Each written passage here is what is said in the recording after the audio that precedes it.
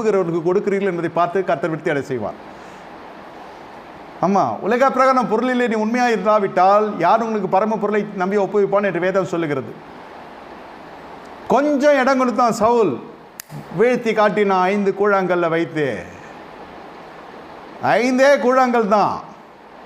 ஆடு மேய்க்கிறவனுக்கு அவ்வளோதான் இருக்கணும். நம்ம பில்டப்லாம் கொடுக்க முடியாது. நம்ம யாரோ நம்ம அப்படி இருக்கணும்.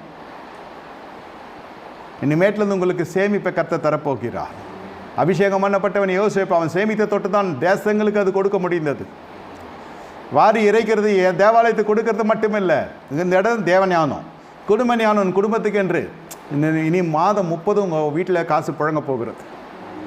All through the month there will be a circulation of money, not on loans, not on debts, not on mortgage, not on hypothecation, not on any debts.